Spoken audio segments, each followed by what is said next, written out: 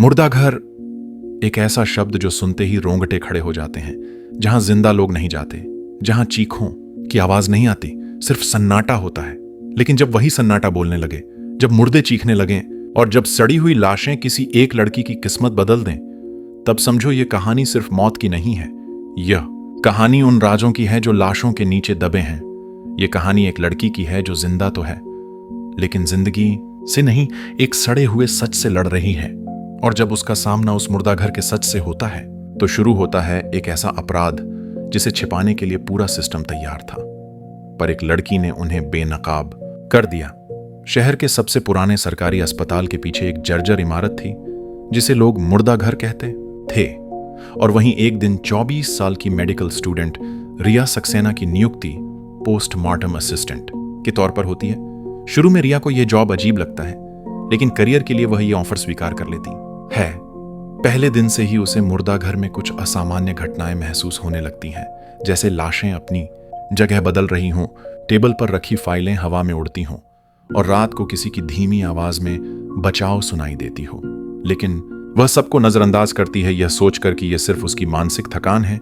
धीरे धीरे रिया को कुछ पुराने केस की रिपोर्ट्स मिलती हैं जिनमें कम उम्र की लड़कियों की लाशों को आत्महत्या बताया गया था, लेकिन उनके पोस्टमार्टम रिपोर्ट्स कुछ और ही कहती थीं।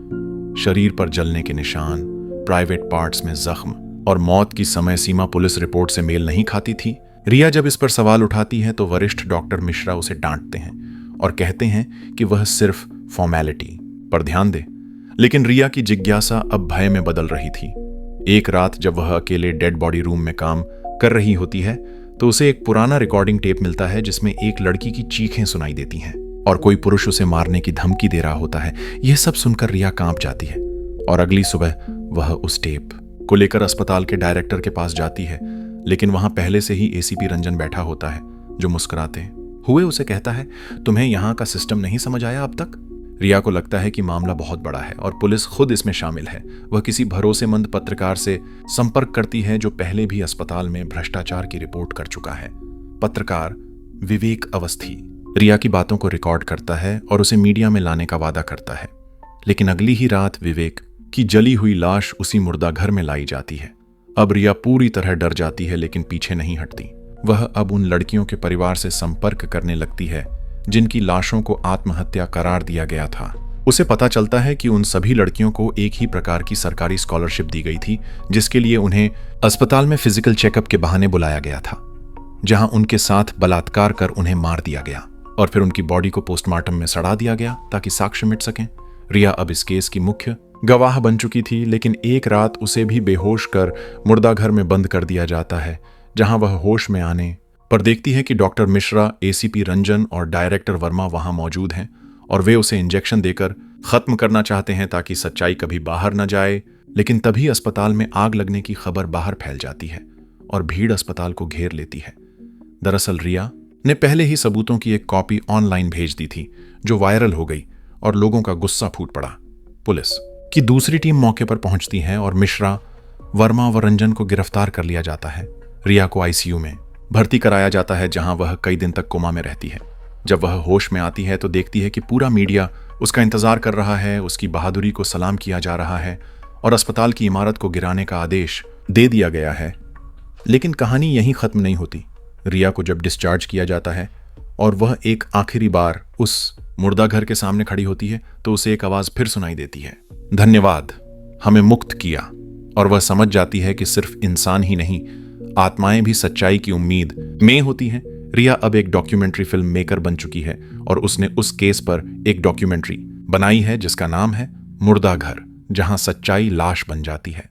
और अंत में रिया एक इंटरव्यू में कहती है, मैंने मौत को करीब से देखा है, लेकिन सच्चाई उससे भी ज्यादा डरावनी होती है। कैमरा उसकी आंखों के आंसू और मुस्कान दोनों को कैद करता है और वही कहानी बन जाती है। करोड़ों लोगों के लिए एक मिसाल कि एक अकेली लड़की भी मुर्दों के साए से लड़ सकती है, अगर उसके पास हिम्मत हो। तो रिया को हीरो बना दिया गया। देश भर के अखबारों में उसकी तस्वीरें छपीं। उसके नाम की डॉक्यूमेंट्री को नेशनल अवार्ड तक मिल गया। लेकिन जो कोई नहीं जानता था वो ये था कि वो रात जब वो मुर्दा घर में बंद की गई थी, वहां एक और दरवाजा था जो खुला ही नहीं था। एक लोहे का गेट जिस पर लिखा था, अंधकार प्रवेश वर्जित, केवल मुख्य चिकित्सा अधिकारी के लिए। और रिया को अब उसी दरवाजे की सच्चाई जाननी थी, क्योंकि कई डॉक्टर्स के पकड़े जाने के बाद भी पोस्टमार्टम विभाग में रहस्यमय घटनाएं नहीं रुकी थीं। वह एक नई असिस्टेंट बन चुकी अनन्या से मिलती है, जो अब उसी मुर्दा घर में कार्यरत थी, और कुछ अजीब फाइल्स उसने रिया को भेजी। वो फाइल्स 7 ऐसी लाशों की थीं जिनका कोई रजिस्टर में रिकॉर्ड ही नहीं था। मतलब वे कभी अस्पताल लाई ही नहीं गईं, लेकिन उनके पूरे पोस्टमार्टम किए गए थे। और चौंकाने वाली बात यह थी कि उन 7 बॉडीज के दांत एक जैसे थे, एक ही साइज के, जैसे नकली हों। रिया समझ जाती है कि कोई बहुत बड़ी मेडिकल क्राइम सिंडिकेट अभी भी काम कर रही है। उसने सीबीआई से संपर्क करने का फैसला किया, लेकिन हर जगह से जवाब यही आया, फाइल बंद की जा चुकी है। तब रिया को एहसास हुआ कि उसे खुद एक बार फिर उस मुर्दा घर में जाना होगा, और इस बार अनन्या उसके साथ थी। दोनों रात को अस्पताल में छिपकर घुसती हैं और लोहे का वो दरवाजा तोड़ने के लिए गुप्त कैमरा और टूल्स लेकर जाती हैं।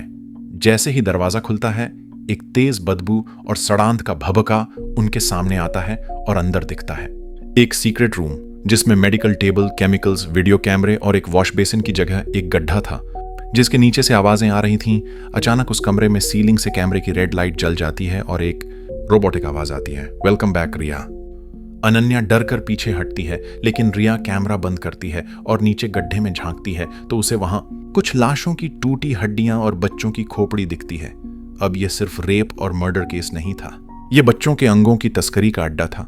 उसी समय सीढ़ियों पर किसी के कदमों की आवाज आती है और दरवाजा अपने आप बंद हो जाता है। रिया और अनन्या फंस जाती हैं। तभी एक शख्स सामने आता है, सफेद कोट पहने, चेहरा नकाब में, और कहता है, तुम बहुत आगे आ चुकी हो रिया। पिछली बार तुमने सिस्टम को बदनाम किया, इस बार तुम खुद सिस्टम बन जाओगी या इसी गड्ढे में दफन हो जाओगी। रिया पहचान जाती है कि यह डॉक्टर मिश्रा का बेटा यश मिश्रा है, जो खुद एक मेडिकल वैज्ञानिक है और अपराध की उस काली विरासत को आगे बढ़ा रहा है।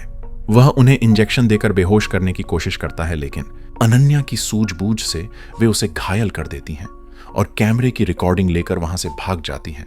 अगले दिन वे यह वीडियो इंटरनेशनल मानव अधिकार एजेंसी को भेजती हैं, लेकिन इस बार उन्हें चुप कराने की बजाय उन्हें खरीदा जाता है। रिया को एक बड़ी मेडिकल यूनिवर्सिटी में डीन पद का ऑफर मिलता है और अनन्या को विदेश में रिसर्च स्कॉलरशिप। रिया को समझ आता है कि सच्चाई उजागर करने वालों को या तो खरीद लिया जाता है या मिटा दिया जाता है। और जब अनन्या ने वो ऑफर स्वीकार किया, रिया ने उसे देखा और मुस्कुराकर कहा, ये दुनिया अब बदलाव नहीं चाहती, ये बस अस्थाई नायक चाहती है। रिया मुर्दा घर से लौटती है, लेकिन एक आखिरी पत्र छोड़ जाती है, मैं एक नई जगह जा रही हूं जहां सच्चाई की कीमत मौत नहीं होगी। अगर कभी मेरी लाश मिले तो उसका पोस्टमार्टम मत करना, क्योंकि मेरा शरीर तुम्हें नहीं, मेरी आत्मा को सवालों के जवाब देगा। और उसके बाद वह गायब हो जाती है। महीनों बाद मुंबई में एक अवैध ऑर्गन ट्रांसप्लांट रैकेट में छापे के दौरान एक सीसीटीवी फुटेज में एक औरत दिखाई देती है, सफेद कोट में, मास्क लगाए, लेकिन उसकी आंखें ठीक वैसी ही थीं जैसी रिया की थीं। और फिर एक पत्रकार ने सवाल उठाया, क्या रिया अब सिस्टम को भीतर से खत्म करने निकली है या वह भी उसी सिस्टम का हिस्सा बन गई है?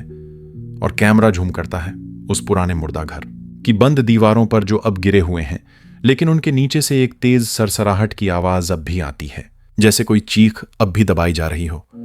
मुर्दा घर की राख अब ठंडी हो चुकी थी, लेकिन जो चीखें कभी जमीन में दबी थीं, अब वो हवा में तैरने लगी थीं। और हर शहर के किसी न किसी पोस्टमार्टम रूम से एक नाम दोहराया जा रहा था, रिया, जिसका कोई पता नहीं था, कोई रिकॉर्ड नहीं, कोई डेथ सर्टिफिकेट नहीं, बस कहानियां थीं, अफवाहें थीं और साजिशें जो अब रिया के नाम पर चल रही थीं।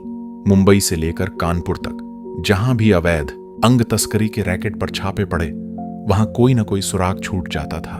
बच्चों की बचाई गई जाने, गुमनाम कॉल्स जो पुलिस को लीड देती थीं, और हर बार सीसीटीवी फुटेज में एक औरत, सफेद कोट में, मास्क के पीछे छिपा चेहरा, लेकिन वही पुरानी आंखें जो सच्चाई को पहचानती थीं। धीरे धीरे सिस्टम में डर भरने लगा था, क्योंकि जो काम सरकार, सीबीआई और एजेंसियां नहीं कर सकी, वो कोई अकेली औरत कर रही थी, बिना नाम के, बिना चिन्ह के।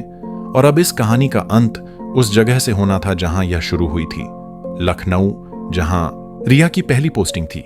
लेकिन अब वह शहर बदल चुका था, अस्पताल नया बन चुका था, लेकिन मुर्दा घर वहीं था, थोड़े रंग रोगन के साथ। और एक नई नियुक्ति हो रही थी, एक नई असिस्टेंट संजीवनी नाम की लड़की को ज्वाइनिंग दी गई थी, लेकिन पहले दिन से ही उसे अजीब चीजें महसूस होने लगी, जैसे कोई उसकी फाइल पहले से खोल चुका हो, जैसे कोई उसकी जांच कर रहा हो। और फिर एक रात उसे एक नोट मिलता है उसके टेबल पर। अगर तुम्हें पता करना है कि यहां पहले क्या हुआ था, तो वार्ड नंबर 9 के पीछे की दीवार देखना। वह डरते हुए वहां जाती है और वहां दीवार पर एक निशान पाती है, एक हड्डी का टुकड़ा दीवार में ढंसा हुआ और पास ही खून से लिखा एक नाम, रिया। संजीवनी चौंक जाती है और उसी रात उसकी मां को फोन आता है, आपकी बेटी बहुत करीब है, उन्हें रोकिए। अगली सुबह संजीवनी अस्पताल नहीं पहुंचती और गायब हो जाती है। मीडिया हल्ला मचाता है, क्या रिया वापस आ गई है? लेकिन किसी को कोई जवाब नहीं मिलता। एसीपी रंजन के केस को दोबारा खोला जाता है, क्योंकि जेल में उसकी रहस्यमयी मौत के पीछे जहर के इंजेक्शन की रिपोर्ट आती है और